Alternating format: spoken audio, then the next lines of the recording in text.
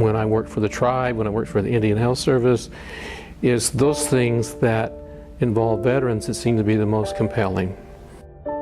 My involvement with veterans goes back to probably 30 years when I worked with the Indian Health Service, and then for 18 years with the Department of Veterans Affairs.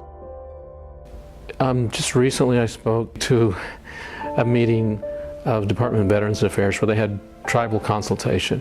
One of the biggest things that I guess disappointed me, and remains that way today, is the fact that they're not pulling their resources when it involves issues of relationships within a household, mental health issues within a household, or abuse issues that occur within a household because of the service-related issue. The VA will only treat the veteran. In some cases, their spouses.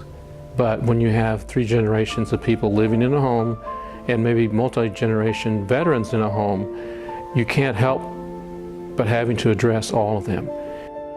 When I spoke to the Department of Veterans Affairs, they still aren't extending that authority any further than the veteran and possibly a spouse in some occasions.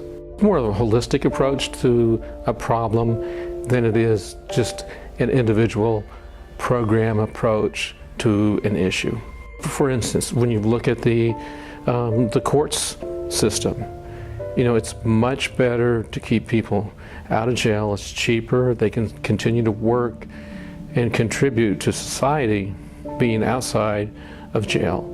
And so anything that I could have done with the Indian Health Service or with the VA in trying to help facilitate, you know, that scene where they can continue to work, made things better, because otherwise families had the expense of going to visit somebody in jail. They had to schedule that. They didn't a lot of times have much money. I've been in locations where prisons were hundreds of miles away, and it was next to impossible. So that member of the family is just gone completely out of one's lives. When you have little children or teenagers, that's where you get in a situation where the other household members are affected, and if they have any suicide attempts or anything like that going on, it's related to the veterans issue. And so the more we can address that within a home and within a community, the better we are.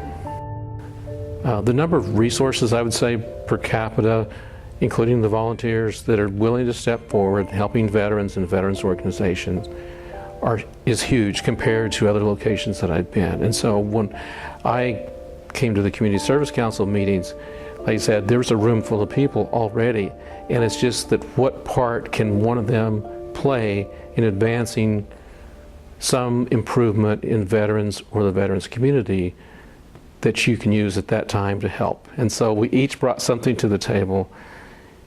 Each was recognized for its own value, and we were able to, you know, get together and do things that individually we could never have reached had we tried, you know, separately.